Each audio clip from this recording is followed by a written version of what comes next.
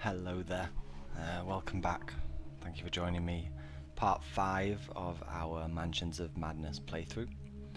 At the end of the last video, things took a turn for the awful. We were just about to win. We were so close to winning. We just needed our friend Yorick here. In the next turn, he was going to move to the doorway, and he was going to explore, and we were going to win. However, due to various effects, Yorick has now gone insane, and he cannot win unless, or we cannot win unless we get rid of all of these search tokens, because we are now obsessive. There are 4 search tokens left on the board. Everybody is wounded. Rita's not actually dazed or restrained anymore. Let's put these back. But yeah, things are not looking good here.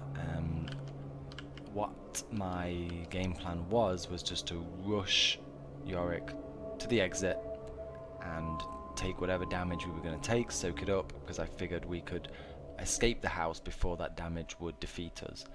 Now we have to actually explore the house a lot more, and we can't just keep taking hits and hoping for the best. We need to kind of wrestle control back, I think. One of the trickiest parts right now is this. Both of them have broken legs, so they can't move very fast, or at least they can, but it is going to be exacerbating the damage that they've already taken. They are both already wounded, so they can't take too much damage lest they actually die. Rita especially is on 6 damage right now. If she takes another 3 damage, which she could do in one attack from one of the monsters, could do 3 damage to her if she rolls poorly. She will die, and then we only get one more turn to actually end the game. So we need to be really careful of that. Rita also has 2 broken arms. She can only carry 2 items. So over here in the yard is a mess right now. There is a lot of stuff on the ground. But I guess we just need to dive in and see how we do. See how it goes. So, without further ado, let's... what should we do with Rita? Rita is going to spend an action to pick up the machete. She can only carry 2 items. She's holding the Elder Ward. Roll 1 additional die while a monster is attacking you. Is there anything else here that is more useful? Roll an additional die while resolving a lore test. A lantern for looking in the dark. A sledgehammer or a machete. Should we take the sledgehammer instead? She has strength 5. Whoop. Yeah, we're just going to pick up the sledgehammer. So, first action, we're going to pick up the sledgehammer. And I think we're going to keep the Elder Ward. And I'm going to try and remember that whenever a monster is attacking me, I get to roll an extra dice for my checks. The Lucky Rabbit's foot and the magnifying glass are over in this space. I'm obviously not going to be moving over there. So that was our first action, to pick up the sledgehammer. We are holding our maximum 2 items. So for our second action, we are going to attempt to move over here so that we can start clearing out some of these search tokens. If we remember, these rooms are dark. They have darkness in them, and I believe it is Yorick that has a mental effect, which means he doesn't like being in the dark. Yes, he suffers from nyctophobia. So we're going to be sending Rita over here. So let's make our evasion check. We have to evade...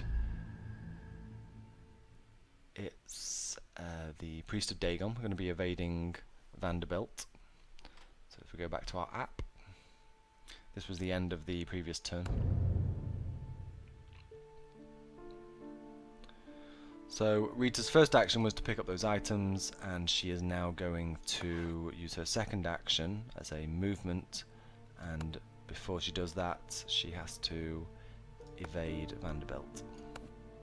Vanderbilt shouts a few words in a forbidden tongue as you turn away. Law check with a difficulty 2.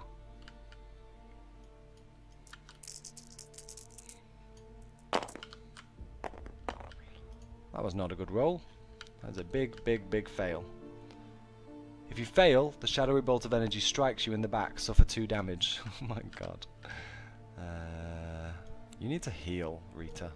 You really need to heal. It doesn't forfeit our movement action, so she does get to move. And she can move 3. So, only a flesh wound. No additional effect. Light-headed. Resolve immediately. Flip 1 horror face up, then flip this face down. So we have to flip one of these. We'll do odd for the first one, even for the second one. Odd for the first one. Minor shock. Resolve immediately, no additional effect. Okay. Rita is very near death. I think I mentioned at the beginning of the video, should one of the investigators die by being wounded twice, essentially being wounded when they're already wounded or going insane when they're already insane, you are given one final turn, and then after that is the game over. So they are removed from the game, and you get one final turn to turn things around. Do we have any healing items whatsoever? He has a medical textbook. You or another investigator within range may discard 1 face down damage. Is that going to be worth it? It might be if we're actually going for the win. Anyway, we've evaded Vanderbilt, and she can move 3 times now. 1, 2, 3. Whiskey just gets rid of face down horror. And she's doing okay on horror, even though she doesn't have a very high sanity cost. So, there was... She picked up items as action 1 and moved as action 2. You are actually within range now. You could heal this fellow, but you would have to make an evasion check against the big monster. But you're going to need to make an evasion check anyway.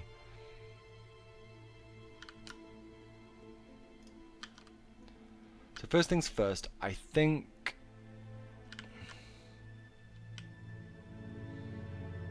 Yeah, I think I'm going to use the medical textbook. It's a bit weird. I'm having a difficult time imagining quite how this works out with it, given the circumstances. He's suddenly just like, no, wait a minute, I'm just flicking through this textbook. Yeah, you want to... And then giving advice about her 2 broken arms. But sure, let's use our first action to try and heal Rita. So we have to evade the child of Dagon.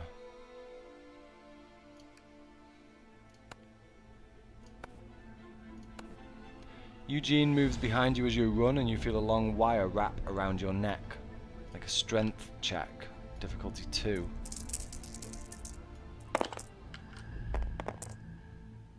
That is a pass. If you pass, you forcefully rip the wire from Eugene's hands. So we did the evasion check. We can use as an action, use this for her to discard one of these face down damages. Let's roll a dice to determine which one. Where did my dice go? It's over here. Just going to discard this one.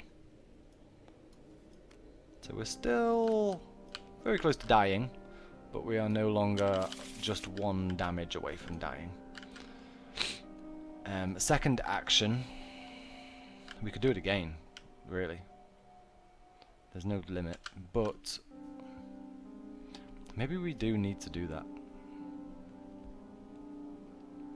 I don't know how we're gonna get all these. I really don't. This is gonna be so hard. No, first action we are going to...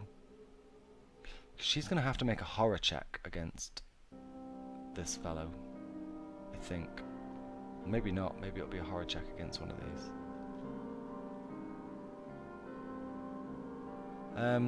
Let's try and get this search token because it might be useful. So for Yorick's second action,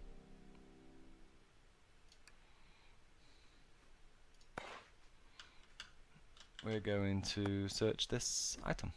A mysterious painting of a landscape under the night sky overlooks the lavish entryway. We can't do this, we have to do an evasion check first, don't we? Another evasion check. You duck under the grotesque's grasping hands, agility check with difficulty 2, and I think... Yes, ruptured eardrum, so he rolls 1 fewer die when resolving agility. So we're only rolling 2 dice to pass this difficulty 2 check. Come on, come on, come on. Oh my gosh, look at that. Beautiful. We passed. Ooh. If you pass, you escape with only an odd fishy smell to worry you. So, we can check this item.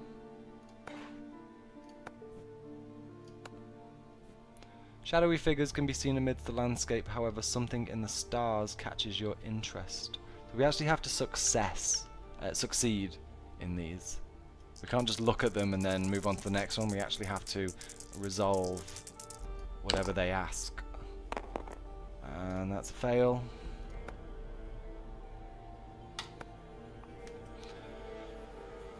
Your recollection of the constellation is hazy, but something about the painting rubs you the wrong way. There must be a detail you are missing. So it does not get removed. I think we're on to the Mythos phase now, aren't we? Yes, we are.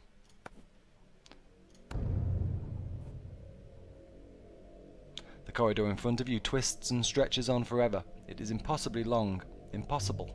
Each investigator in a hall or alley suffers 2 horror. That is... Wood entryway is an entry hall, so yes, I'm going to class it as a hall. Suffers 2 horror with a willpower negation. Somebody has a penalty to willpower. Yeah, Yorick does. So he only rolls 3 dice for his willpower check. He gets 2 successes anyway, that's great. And Rita rolls 4 dice. And gets successes, excellent. Okay, red cultist is going to move up to 2 spaces to be adjacent to as many investigators as possible. 1, 2, adjacent to Rita, and then attack. The cultist slides a small blade across pallid flesh, allowing the blood to pool in one hand. We make a law check, difficulty 2. Oops.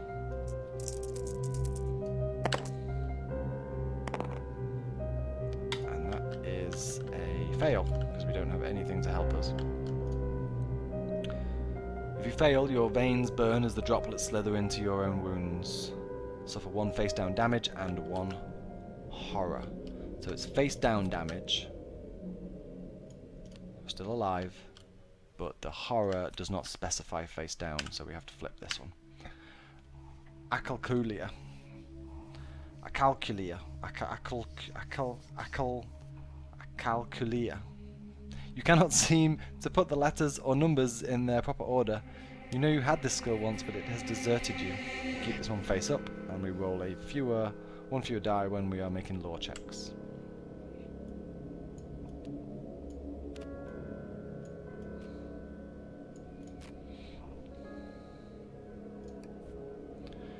Green cultist moves up to 2 spaces to be within range of as many investigators as possible. Moves up to 2 spaces. 1, 2. He is now technically within range of both cultists because it's within 3 and there are no doors separating or walls. So 1, 2, 3. Yeah, so he's within range of both of our investigators. I mean, Then it attacks the investigator within range who has suffered the most horror. So it's going to attack Rita. The cultist, with arms uplifted, chants the words to some vile incantation. So for 2 damage with, oh shit, with a willpower negation. We only roll 2 dice now for willpower for Rita, I think, because of this Acalculia. But we need to negate this, otherwise we're gonna die. So we are saved 1, we negate 1 damage, but we take 1 damage. 1, 2, 3, 4, 5, 6, 7, 8. And Rita is. Oh gosh. Oh gosh. So we suffer the damage, which means we draw it face up, resolve immediately, become stunned, and then discard this card. So we don't actually keep it, which means that she's still alive, but we are stunned.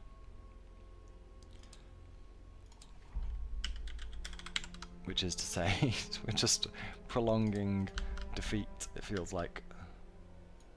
And they're stunned, I'm guessing you can't do anything. You cannot perform more than a single action during your turn. Okay, so she can only do 1 thing next turn. Wonderful. Vanderbilt moves 2 spaces toward the nearest investigator, then it attacks the investigator in the space. So Vanderbilt can't reach us.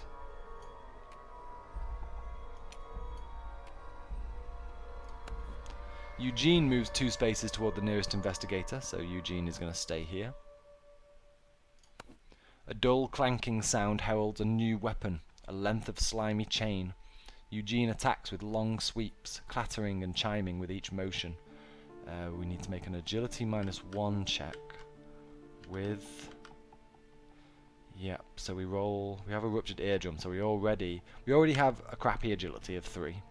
We have a ruptured eardrum, so we only roll 2 dice, and this check is a -1, so we can only roll 1 dice, and we're looking at 3 damage. So that's a fail, so we're taking full 3 damage.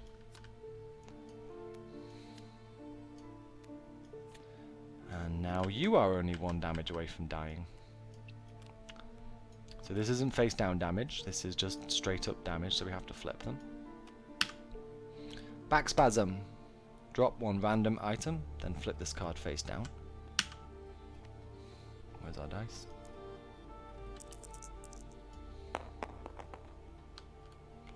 That is a 4, so 1, 2, 3, 4. We drop our knife.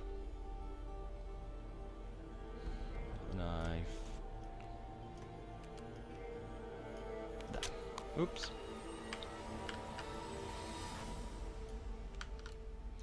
And we're going to flip this one. Minor injury, no additional effect. And we flip this one. Gut shot. All the breath leaves your body in a whoosh as the blow catches you in the stomach. You wheeze and gasp for air. Resolve immediately, become stunned, and then discard this card.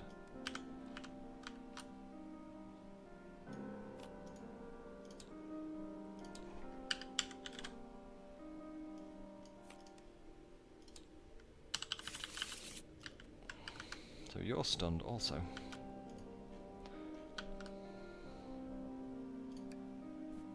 Each investigator has to resolve their horror check. Okay, everybody is kind of within range of everybody, so in terms of horror, you're a 3 and the Priest of Dagon is a 3. So let's say that Rita is going to be scared of Vanderbilt. Actually, no, let's do both investigators doing a horror check against Eugene. You notice the oddly slick sheen of Eugene's flesh as bulging eyes turn toward you. Your foe blinks twice, once with normal eyelids and again with another translucent pair. Suffer 2 face down horror with a willpower -1 negation.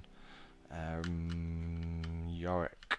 Was there something? Yes, there was. Frayed nerves. So you have a will of 4. We're going to roll 3 dice, but it's a -1, so we're only going to roll 2 dice. And that is a fail. And Eureka has a will of 4.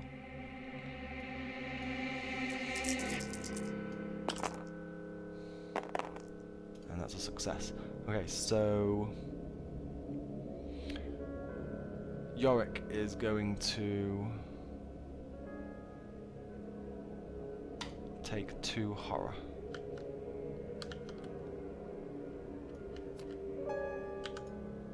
Oops, daisy. Kleptomania. Keep this one face up. Whenever you end your turn in a space with another investigator, take 1 item at random from another investigator in your space. Okay, that's superb. That's surely gonna make things nice and simple. And then the second one, no additional effects. So we can flip that, and we keep this one face up, correct? Yes.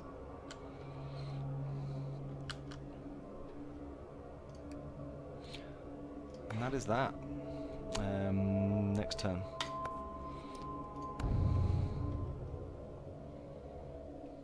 So let's just make sure we are on top of... Both are stunned, so they can both only take 1 action this turn.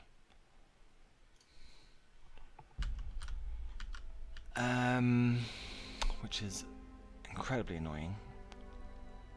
So I guess we'll just keep going. Rita is going to use this as her action. She's going to move into the room there. And Yorick is going to try this search token again.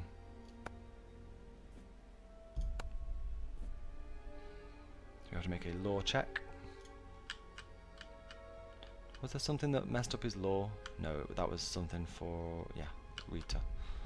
So law 3.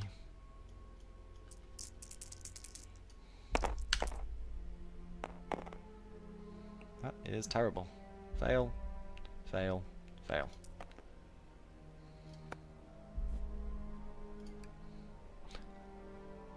That's a quick turn. I'm going to go to Mythos. I'm just going to get rid of these stunned items.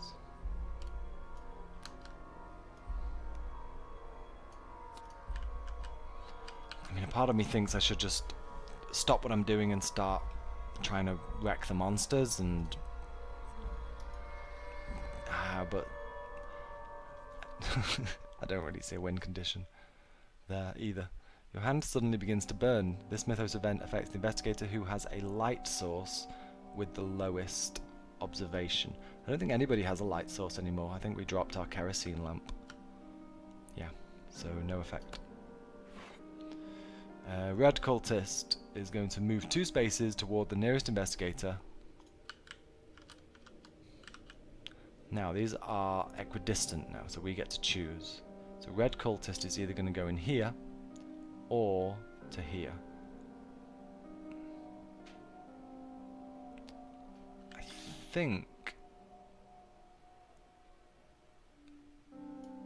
you're going to go here. And you're going to attack Yorick. The cultist hooks 1 arm around you, then pounds you with fist and knee over and over. So for 2 face down damage, strength negates.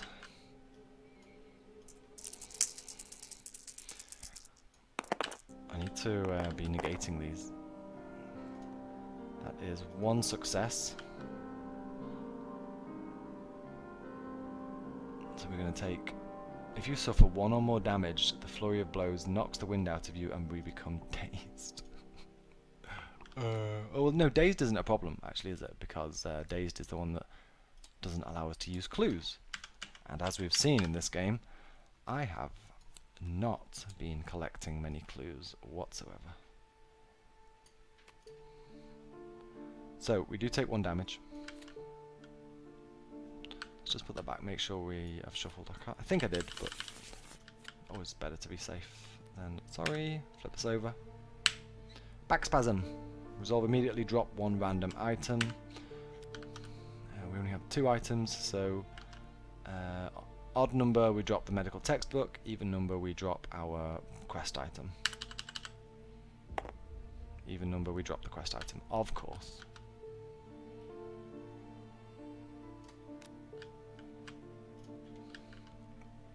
And we are dazed.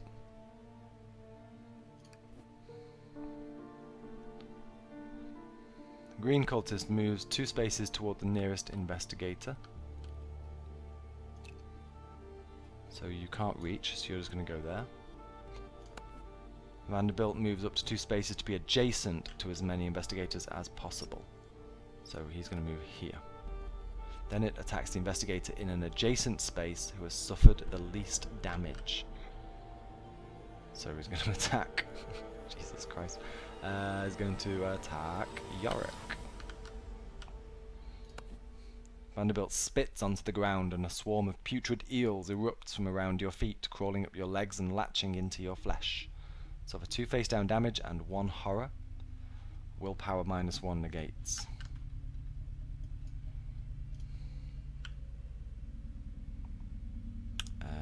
So again, this is 2 dice. -1 from the frayed nerves, -1 from the difficulty of the check. We have 2 successes. Beautiful. So we don't take any face down damage. Oh wait, it suffered 2 face down damage and 1 horror. So we can negate 2 of those. Well, shoot. We can't take any damage because then we die. So we have to negate the damage and take the horror, which means that we become restrained. Never rains, it pours.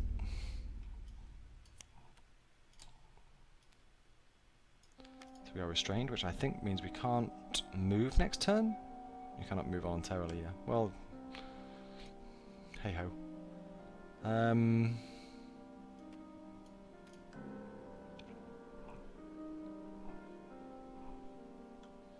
So did we take horror? Did I grab this? I forget. I don't think I took this. I hope I didn't just mess that up. I don't think I took the horror. I think I just took the condition card.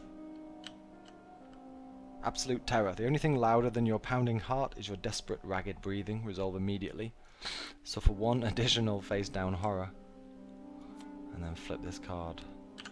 So Yorick's in a bad spot now. He is already insane. He's already wounded. So just 1 of any point of damage to his mind or his body is going to kill him.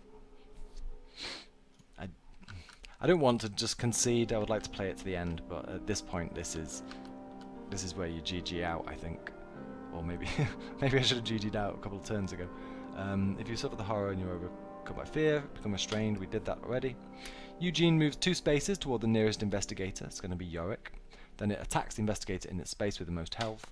Monster's going to attack Yorick. Eugene slams a shoulder into your chest with inhuman strength. We want a strength check, difficulty 2.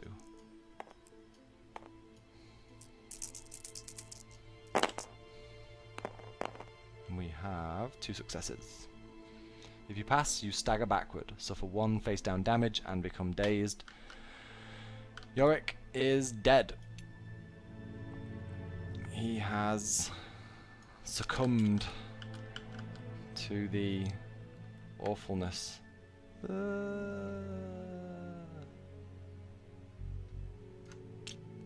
Okay. So yeah, he is... Well, wait. No, before we do this. Let's do it properly, because it could be... So for 1... no, it's face down damage. I was going to say we could flip it and see if we get rid of it, but no. It is face down damage, which means that it is a kill. So that is Yorick. Super mega dead. And we want to put these items...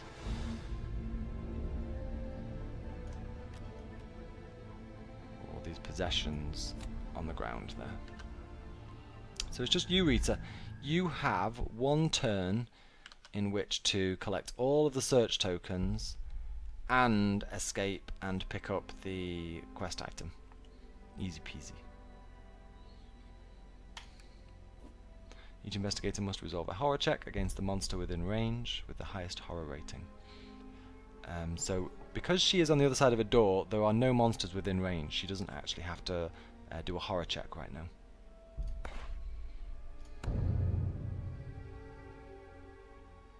Oh wait, should I have...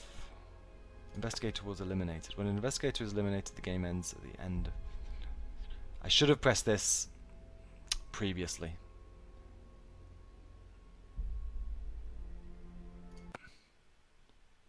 Did I... The loss of your fellow investigator leaves the group in shambles.